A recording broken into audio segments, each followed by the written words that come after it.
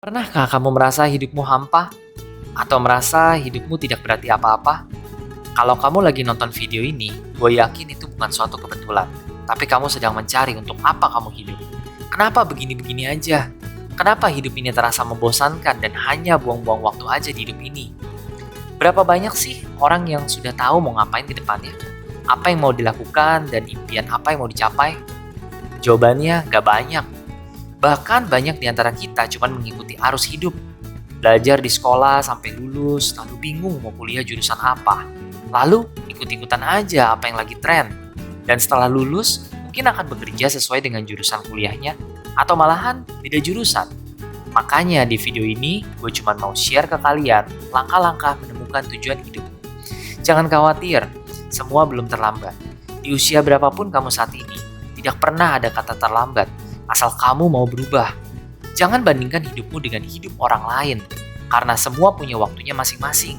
Yang penting adalah hidup kamu mulai bermakna, berdampak positif, tidak hanya untuk kamu, tetapi juga untuk keluargamu, orang-orang di sekelilingmu, dan terutama kemampuan dirimu untuk menjadi versi terbaik dirimu terpenuhi, atau bahasa kerennya aktualisasi diri. Tonton aja dulu video ini sampai habis dan segera bertindak. Karena tanpa tindakan semua itu akan sia-sia. Pertama, gimana caranya gue tahu kalau gue sudah punya tujuan hidup yang tepat? Banyak orang mengira kalau tujuan hidup itu harus ditemukan melalui pemikiran. Jadi kamu akan berpikir, dan berpikir.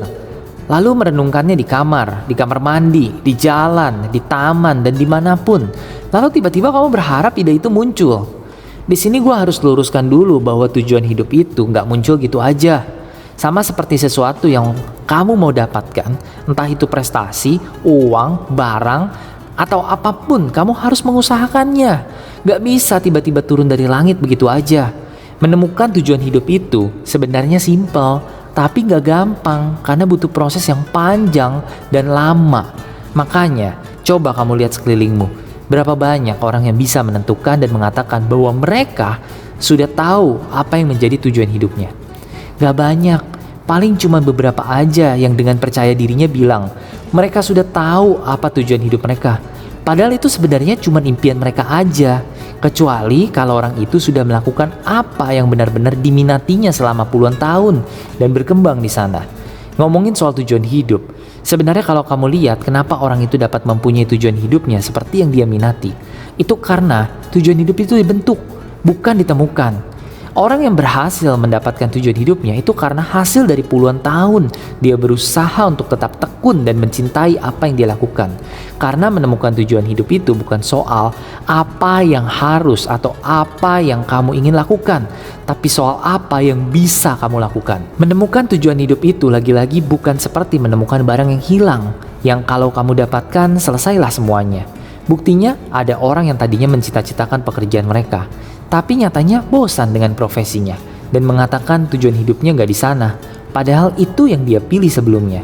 Jadi, interest atau ketertarikan kita pada suatu hal itu berproses dan membutuhkan waktu untuk diuji. Kalau kamu berhasil melalui proses itu, kamu tekun dan kamu tetap pada ketertarikanmu itu dalam waktu puluhan tahun, kamu bisa mengatakan itulah tujuan hidupmu.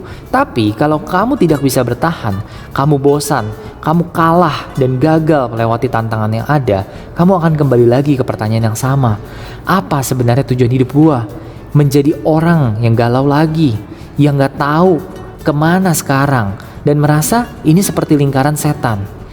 Ingat, proses yang panjang bertahun-tahun itu butuh kesabaran, ketekunan, usaha, butuh kerja keras, butuh tindakan.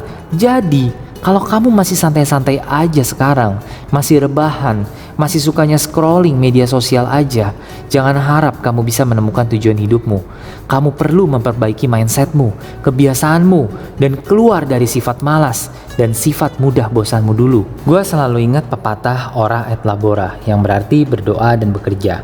Pepatah ini mengingatkan kita untuk berdoa, berkomunikasi pada Sang Pencipta, bertanya padanya untuk apa kita diciptakan. Tapi kamu harus ingat bahwa di dalam pepatah ora et labora itu tidak hanya ada kata berdoa, tapi juga bekerja.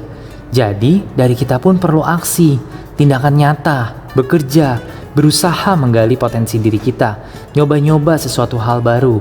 Kalau kamu udah nyoba hal baru, kamu harus singkirkan pemikiranmu bahwa itu sulit, susah, gak mungkin gue bisa, ribet, dan lain-lain. Karena pemikiran-pemikiran itu semua menghalangi kamu untuk mendalaminya lebih dalam. Kamu cuma tahu dari sisi luarnya aja. Kamu perlu menginvestasikan waktu dan berusaha dulu sebelum kamu menyerah. Tidak ada seorang pun yang mahir di bidangnya hanya untuk satu kali percobaan. Orang bisa mahir di bidangnya karena dia sudah melakukannya ribuan bahkan ratusan ribu kali. Sekarang pertanyaannya, sudah maukah kamu menggali potensi dirimu dan mencoba hal-hal baru untuk menemukan apa yang bisa kamu lakukan? Kamu gak harus jadi sesuatu yang orang lain mau. Kamu gak harus jadi dokter hanya karena orang tuamu mau kamu jadi dokter. Kamu bisa jadi dokter kalau kamu memang cocok di bidang itu. Kamu punya kemampuan, kamu siap menghadapi semua tantangan yang ada. Kamu bisa berdampak positif bagi orang-orang di sekelilingmu. Tapi ingat, ini hidupmu. Kamu tidak boleh menyalahkan orang lain atas pilihan hidupmu. Kamu yang harus bertanggung jawab atas pilihanmu sendiri. Nah, mungkin sekarang kamu berpikir, gimana caranya bisa menggali potensi diri? Gimana caranya bisa nyoba banyak hal baru tapi resource atau sumber daya yang dimiliki terbatas? Gak punya waktu, sedikit uang, sedikit koneksi, dan alasan-alasan lainnya. Nih, gue kasih tips berdasarkan pengalaman pribadi gue aja. Memang waktu kita terbatas. Gue ngerti kalian itu sibuk, tapi cobalah luangkan waktu setengah jam sehari aja, entah itu saat bangun pagi atau saat makan siang, atau sebelum tidur untuk browsing-browsing, nonton video tutorial, dengerin podcast, baca buku, atau ambil kursus online. Kalau bisa kalian praktekkan, itu lebih baik. Tapi paling enggak, kalian bisa mencicipi hal-hal baru buat nyari interest atau ketertarikan kalian yang mungkin akan berpotensi sebagai tujuan hidupmu. Gue yakin, ketika kalian udah bisa menikmati prosesnya dan memperoleh hasilnya, walaupun masih belum apa-apa, tapi itu menimbulkan reward bagi diri kalian sendiri dan kalian akan merasa berharga, dan itu yang membuat kalian akhirnya bisa menentukan ke arah mana tujuan hidup kalian. Kalau kalian udah mendapatkan satu hal yang menurut kalian ini tujuan hidup gua, tanya lagi ke diri sendiri, apakah tujuan hidup itu bisa berdampak positif buat orang-orang di sekeliling gua? Kalau iya, lanjutkan. Tapi kalau hal yang kamu pilih malahan akan membuat orang-orang di sekelilingmu tidak nyaman, jangan dilanjutkan. Setelah kalian udah melewati tahap itu, langkah selanjutnya adalah pertahankan dengan komitmen dan konsistensi. Jangan mudah nyerah, jangan mudah patah semangat, jangan mudah kalah dengan tantangan yang ada, tapi jadikan tantangan yang ada sebagai batu loncatan untuk bisa melangkah lebih jauh. Menurut gua, komunitas itu juga penting. Di setiap bidang pasti ada sekumpulan orang di sana. Kalau kamu adalah pengusaha, cari komunitas pengusaha. Kalau kamu seorang programmer, cari komunitas programmer. Kalau kamu seorang content creator, cari komunitas content creator. Karena semakin kita berada di lingkungan dengan orang-orang yang memiliki minat dan ketertarikan yang sama, kita bisa sama-sama saling menguatkan, saling bertumbuh, dan bisa saling sharing. Itu pasti akan menambah pengetahuan kamu, dan kamu akan mempertajam skill yang dibutuhkan di bidang itu. Dan yang pasti, tujuan hidupmu akan semakin terarah. Semoga kalian dapat segera menentukan tujuan hidup kalian. Kalau video ini bermanfaat buat kalian, silakan like video ini. Kalau video ini bermanfaat buat keluarga atau teman kalian, silakan share video ini. Kalau ada yang ingin kalian tanyakan, silakan tinggalkan pertanyaan kalian di kolom komentar. Subscribe channel ini supaya kalian dapat terus update dengan video-video lainnya.